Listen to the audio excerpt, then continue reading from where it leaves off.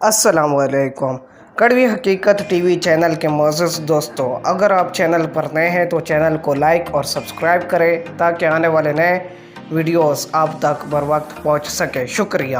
سبق: نذیر انبالوی احمد کو کہانیاں پڑھنے کا بہت شوق تھا۔ اس کے شوق کو دیکھتے ہوئے امی ابو، دادا اور بڑے بھائی کے ساتھ ساتھ چاچا ظہیر بھی کبھی کبھی اس کے لیے کہانیوں کی کتابیں لاتے رہتے تھے۔ اس نے سب سے یہ کہہ رکھا تھا کہ امتحان میں کامیابی اور سالگرہ کے موقع پر اسے صرف کتابوں کا ہی تحفہ دیا جائے تو اسے زیادہ خوشی ہوگی۔ کتابیں پڑھ پڑھ کر اسے لکھنے اور تقریر کرنے کا فن بھی آ گیا تھا۔ اسکول کے میگزین روشن مستقبل میں اس کی کہانی شائع ہوئی تو اس کی خوشی قابل دید تھی۔ تقریری مقابلے میں جب اس نے اول درجہ حاصل کیا تو مارے خوشی کے اس کے پاؤں زمین پر نہ ٹکتے تھے۔ اسکول میں پرنسپل اور اساتذہ اس کی تعریف کرتے نہ تھکتے تھے۔ وہ اپنی صلاحیتوں کے بل بوتے پر سب کی آنکھوں کا تارا بن گیا تھا۔ ایک دن احمد حسب معمول اسکول سے پیدل گھر آ رہا تھا کہ ایک نوجوان موٹر سائیکل سوار نے اس کے قریب آ کر احمد کو غور سے دیکھتے ہوئے کہا، تم احمد ہو؟ جی جی، میں احمد ہی ہوں۔ احمد نے فوراً جواب دیا، جلدی سے موٹر سائیکل پر بیٹھ جاؤ۔ نوجوان نے کہا، کیوں؟ میں کیوں تمہاری موٹر سائیکل پر بیٹھوں؟ احمد کے قدم تیزی سے گھر کی طرف بڑھ رہے تھے۔ تمہارے ابو جان ایک حادثے میں شدید زخمی ہو گئے ہیں، وہ اس وقت اسپتال میں ہیں۔ تمہارے گھر والوں نے مجھے تمہیں لانے کے لیے بھیجا ہے۔ وقت ضائع مت کرو، جلدی سے موٹر سائیکل پر بیٹھ جاؤ۔ میں تمہیں نہیں جانتا، میں اپنے گھر جاؤں گا۔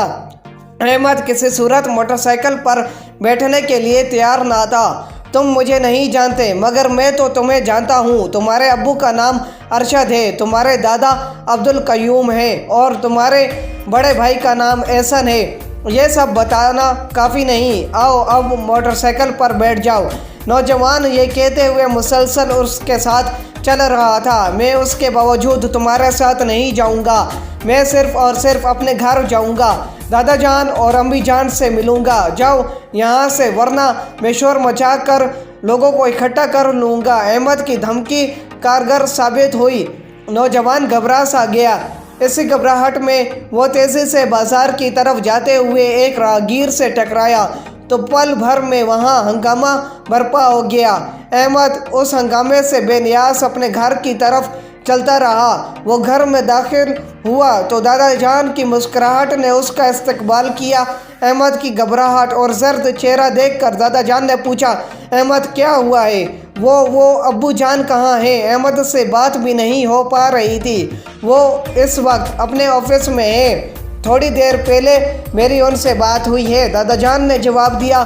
تو پھر وہ نوجوان جھوٹ بول رہا تھا؟ کون نوجوان؟ دادا جان کچھ سمجھ نہ سکے تھے۔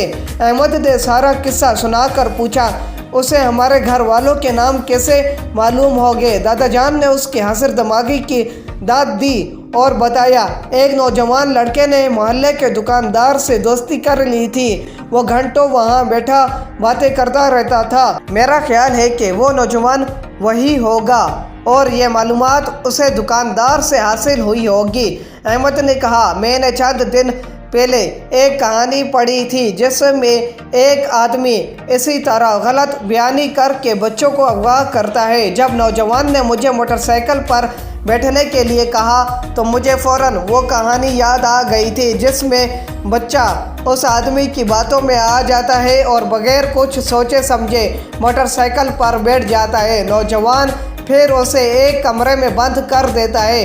بچہ رات تک کمرے میں بھوکا پیاسا بند رہتا۔ تاوان کی رقم کے لیے اس کے والد سے رابطہ کیا گیا۔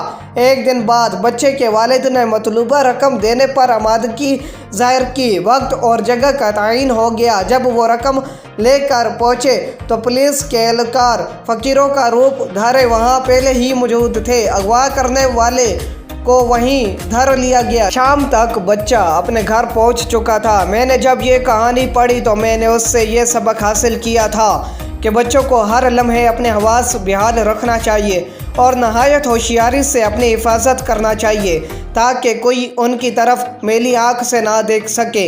احمد بولتا چلا گیا۔ دادا نے کہا، کہانیاں لکھنے کا مقصد یہی ہوتا ہے کہ بچے اس سے کچھ نہ کچھ سبق ضرور حاصل کریں۔